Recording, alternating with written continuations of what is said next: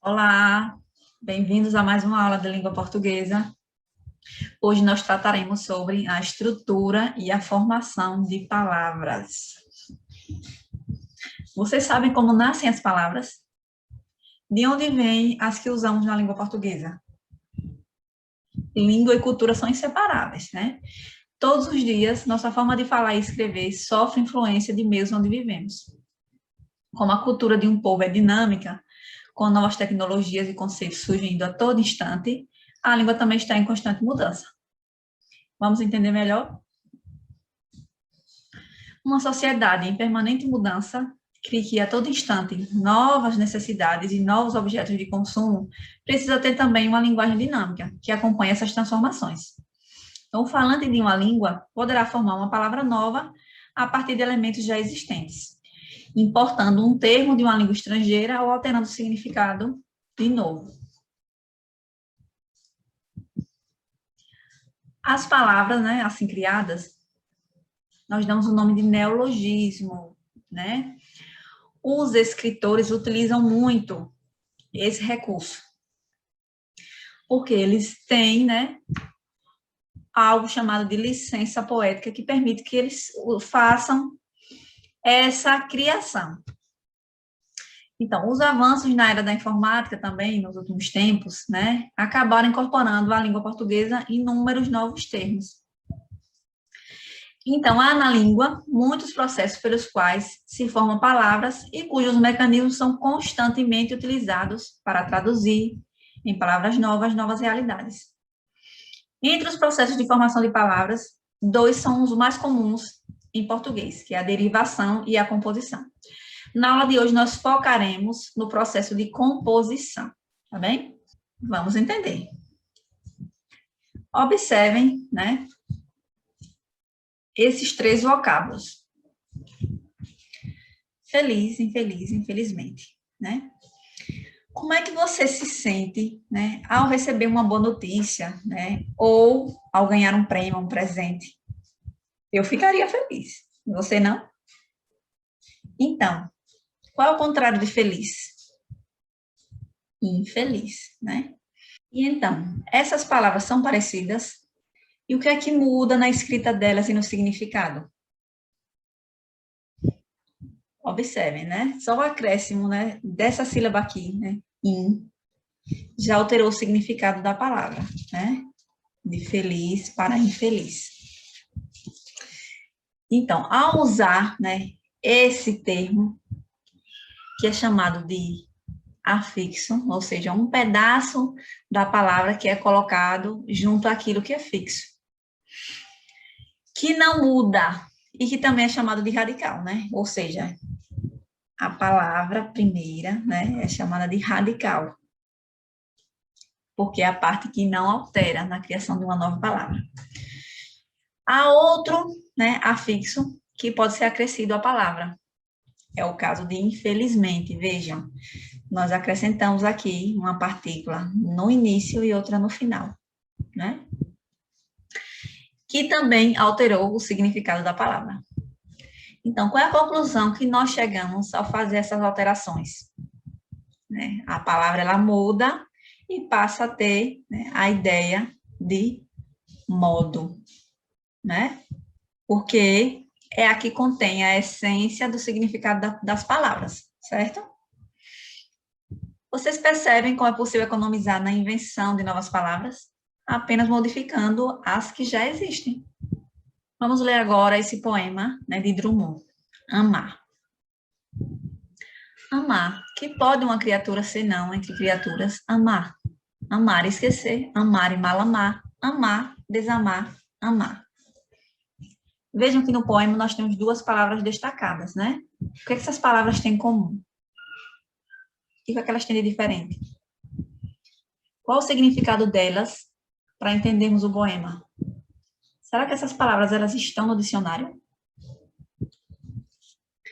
Observe, né, na construção dessas palavras, amar, mal amar, desamar, tem uma parte comum a elas, que é amar, né?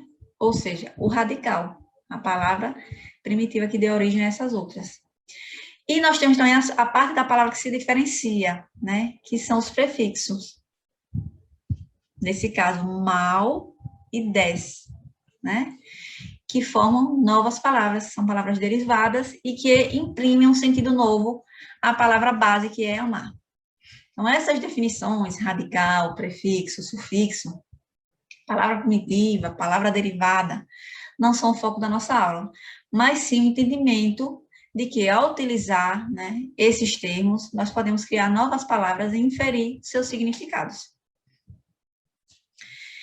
Vejam que, dentro dessas palavras, né, nessas palavras sublinhadas, é possível perceber que há uma outra palavra, né, no poema de Drummond, que é a palavra primitiva amar.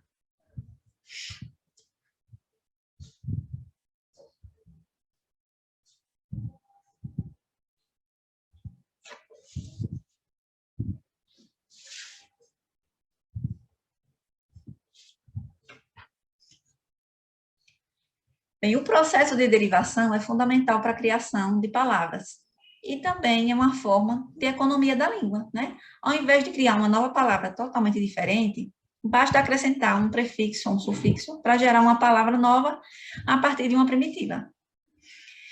No caso dos poetas e escritores, né, a criação de palavras, as que não estão no dicionário, né? Eles utilizam da licença poética, isto é, são permitidos, né, para que os textos alcancem beleza, sonoridade, né, e também para que uma palavra possa compor. O dicionário não basta apenas ela ser criada, né, eu não posso sair por aí inventando palavra. Ela precisa ser usada pelos falantes da língua. Então, por isso, algumas palavras criadas como malamar não foram para o dicionário, pois não se tornaram de uso comum para a maioria dos falantes. A criação de palavras, né, apesar de parecer fácil, não é, porque a língua portuguesa possui regras, certo? Vocês já ouviram, por exemplo, a palavra maluquês? Já ouviram alguém falar? Nós encontramos essa palavra no dicionário, mas ela existe, né?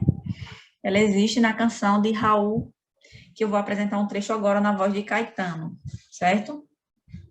O autor criou essa palavra, né, como recurso para a rima da canção, mas ela não foi adicionada ao vocabulário da língua, certo? Controlando a minha maluquez, misturada com minha lucidez, eu vou ficar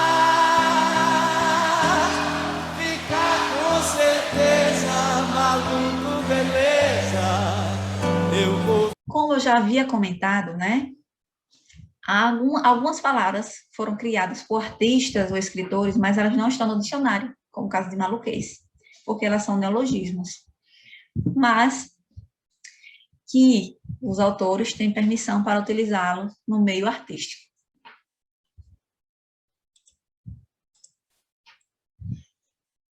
Vejam bem, existem na língua portuguesa muitos processos pelos quais se formam palavras e cujos mecanismos são constantemente utilizados para traduzir em palavras novas, novas realidades. Entre os processos de formação, dois são os comuns, como eu já falei, né? Mas as palavras elas se formam de diversos processos, sendo os mais comuns derivação e composição. Há outros, no entanto, que são menos usados, né? Mas que também contribuem para a criação de novos vocábulos na língua portuguesa. É o caso de palavras originadas a partir de siglas. Expressões como Centro de Informática, olha a sigla, PET, né, que é a sigla para Programa de Educação Tutorial. Que mais?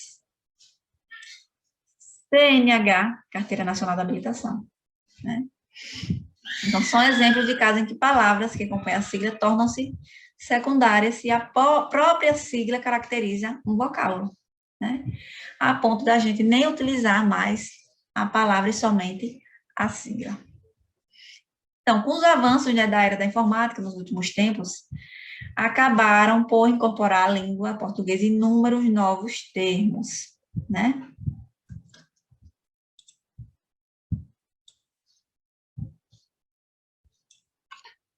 Vamos observar essas palavras. A forma como elas foram construídas, né, informam a sua significação. Na formação, né, está de acordo a ideia que quer ser transmitida, né? Então, é possível criar palavras apenas juntando pedaços a uma palavra, mas uma palavra com outra, certo?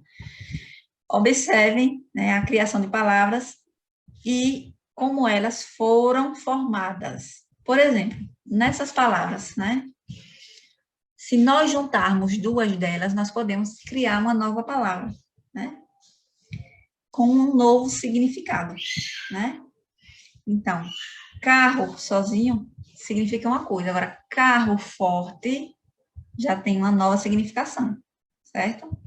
Igual a bate-papo, paraquedas, samba, enredo, né? Então, todas elas contam como duas palavras, né? Apesar de não ter hífen, então vocês percebam que se nós juntarmos, nós teremos economizado, porque estaremos criando, transformando em uma única palavra. Olha o exemplo. Guarda-sol mais praia é igual. Nós temos que a palavra guarda, sozinha, tem um significado, né? E a palavra sol também tem outro significado. Juntas, elas ganham esse sentido aqui, desse objeto, certo? Para que vocês tenham conseguido refletir um pouco sobre a formação das palavras, né? E a significação delas.